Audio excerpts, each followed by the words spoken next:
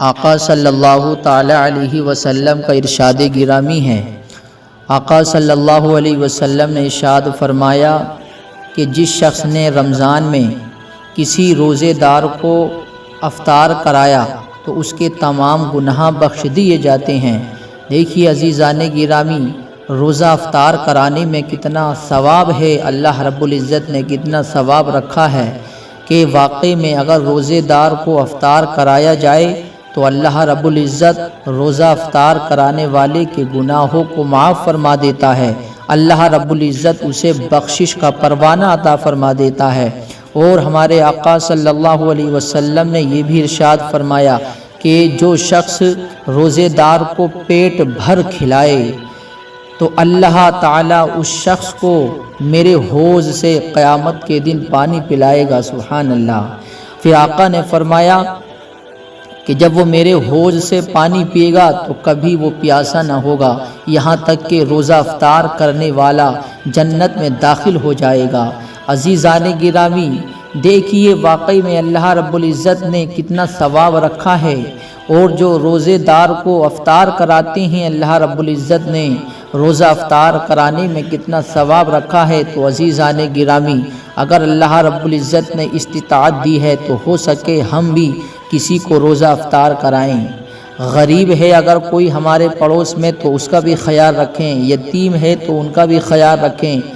غریبوں کا، فقیروں کا، مسکینوں کا خیال رکھنا چاہیے اور روزہ افطار کرانا چاہیے۔ عزیزان گرامی، روزہ افطار کرانے سے اللہ گناہوں کو معاف فرما دیتا ہے۔ اور آقا صلی اللہ تعالی علیہ وسلم نے ارشاد فرمایا کہ جس شخص نے روزے دار کو پانی پلایا تو وہ شخص گناہوں سے ایسے پاک صاف ہو جاتا ہے جیسے کہ آج ہی اپنی ماں کے پیٹ سے پیدا ہوا ہے، سبحان اللہ۔ صحابہ کرام نے عرض کیا کہ یا رسول اللہ صلی اللہ تعالی علیہ وسلم، یہ حکم گھر پر ہے یا سفر میں یا اس جگہ جہاں پانی نہ ملتا ہو؟ تو آقا صلی اللہ علیہ وسلم نے ارشاد فرمایا یہ حکم عام ہے، اگرچہ فرات ندی کے کنارے پر بھی پانی پلا دے۔ میرے عزیزو دیکھیے، آقا نے فرمایا یہ کہ یہ حکم عام ہے، چاہے کہیں پر بھی ہو، چاہے سفر میں ہو، چاہے حضر میں ہو، چاہے دریا کے پاس میں بھی ہو، اور اگر روزے دار کو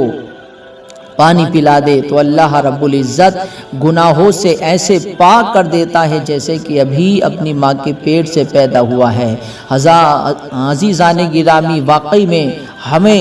روزے دار کو افطار کرانے میں حصہ لینا چاہیے، اور آقا صلی اللہ تعالی علیہ وسلم نے ارشاد فرمایا ہے کہ روزہ دار کو روزہ افطار کرائے یا غازی کا سامان مہیا کر دے تو اسے یعنی روزہ افطار کرانے والے کو بھی اتنا ہی ثواب ملے گا جتنا روزے دار کو ثواب ملتا ہے۔ تو عزیزان گرامی، اللہ رب العزت کے خزانوں میں تو کسی چیز کی کمی نہیں ہے، اللہ رب العزت جسے چاہتا ہے بے حساب دیتا ہے۔ روزہ افطار کرانے والے کو بھی اتنا ثواب اور روزے دار کو بھی اتنا ہی ثواب، لیکن کسی کے ثواب میں کوئی کمی نہیں آتی ہے۔ اللہ رب العزت تو بے شمار اپنے بندوں کو عطا کرنے والا ہے۔ عزیزان گرامی، واقعی میں جو روزے دار کو افطار کراتے ہیں ان کے لیے آقا صلی اللہ تعالی علیہ وسلم نے ارشاد فرمایا کہ جس شخص نے حلال کھانے یا پینے سے روزہ افطار کرایا، فرشتے ماہ رمضان میں اس کے لیے بخشش کی دعا کرتے ہیں، سبحان اللہ۔ اور فرشتوں کے سردار حضرت جبرائیل علیہ السلام، حضرت جبرائیل علیہ السلام جو سارے فرشتوں کے سردار ہیں، جنہیں سید الملائکہ کہا جاتا ہے، جنہیں تائید سدرہ کہا جاتا ہے، فرمایا جاتا ہے کہ جو روزے دار کو افطار کراتا ہے تو فرشتے اس انسان کے لیے بخشش کی دعا کرتے ہیں، اور فرشتوں کے سردار حضرت جبرائیل علیہ السلام شب قدر میں اس کے لیے استغفار کرتے ہیں۔ عزیزان گرامی، دیکھیے واقعی میں کتنی پیاری حدیث پاک ہے، اور آقا صلی اللہ علیہ وسلم نے ارشاد فرمایا، ایک اور روایت میں یہ بھی آتا ہے، آقا صلی اللہ علیہ وسلم نے ارشاد فرمایا کہ روزے دار کو افطار کرانے والا اتنا خوش نصیب ہے کہ شب قدر میں سارے فرشتوں کے سردار حضرت جبرائیل علیہ السلام اس شخص سے مصافحہ کرتے ہیں۔ سبحان اللہ۔ عزیزان گرامی، تو دیکھیے یہ افطار کرانے کی برکتیں ہیں، اور اللہ رب العزت نے اتنی عظمتوں والا برکتوں والا مہینہ یہ دیا ہے ہمیں۔ میرے عزیزو، جتنا بھی ہو سکے ہم زیادہ سے زیادہ لوگوں کی مدد کریں، لوگوں کا خیال رکھیں، لوگوں پر خرچ کریں، اپنے گھر والوں پر جتنا بھی ہو سکے ہم خرچ کرتے رہیں، کیونکہ میرے عزیزو واقعی میں جو خرچ کرتا ہے اللہ رب العزت کی بارگاہ میں، تو اللہ رب العزت اس کے کمائی میں، اس کے پیسے میں اللہ اتنا ہی زیادہ ثواب عطا فرماتا ہے۔ تو عزیزان گرامی، روزہ افطار کرانا کتنا محبوب عمل ہے، روزے دار کے برابر ثواب بھی پاتا ہے، اور غازی اسلام کے جیسا ثواب دیا جاتا ہے۔ فرشتے روزہ افطار کرانے والے کے حق میں بخشش کی دعا بھی کرتے ہیں، اور فرشتوں کے سردار حضرت جبرائیل علیہ السلام اس خوش نصیب سے شب قدر میں مصافحہ کرتے ہیں۔ اللہ تعالیٰ توفیق دے تو زیادہ سے زیادہ لوگوں کو روزہ افطار کرایا جائے۔ روزہ افطار کرانے میں روزے دار کے لیے جتنا ثواب ملتا ہے اتنا ہی ثواب روزہ افطار کرانے والے کو بھی ملتا ہے، اور فرشتوں کی دعا بھی ملے۔ شب قدر میں حضرت جبرائیل علیہ السلام سے مصافحے کی سعادت بھی نصیب ہو جائے گی جو روزہ افطار کراتے ہیں۔ عزیزان گرامی، اب دیکھیے کہ روزہ افطار کس چیز سے کرنا چاہیے، تو آقا صلی اللہ تعالی علیہ وسلم نے ارشاد فرمایا ہے کہ جب تم میں کوئی روزہ افطار کرے تو کھجور سے افطار کرے۔ آقا نے فرمایا کہ جب روزہ افطار کرو تو کھجور سے روزہ افطار کرو کہ اس میں برکت ہے، اگر نہ ملے تو پانی سے افطار کر لو، وہ پاک کرنے والا ہے۔ تو میرے عزیزو دیکھیے اس حدیث پاک سے معلوم ہوتا ہے آقا نے فرمایا کہ روزہ کھجور سے افطار کرنا چاہیے، اگر کھجور مہیا نہ ہو تو پانی سے ہی روزہ افطار کر لینا چاہیے، یہ سنت ہے۔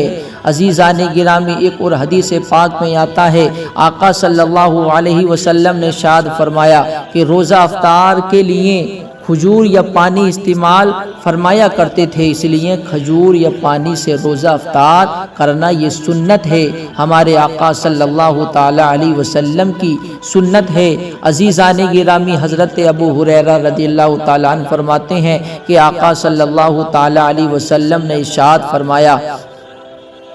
کہ ہمیشہ دین اسلام غالب رہے گا جب تک لوگ افطار میں جلدی کرتے رہیں گے، کیونکہ یہودی اور نصرانی افطار میں تاخیر کرتے ہیں۔ تو میرے عزیزو،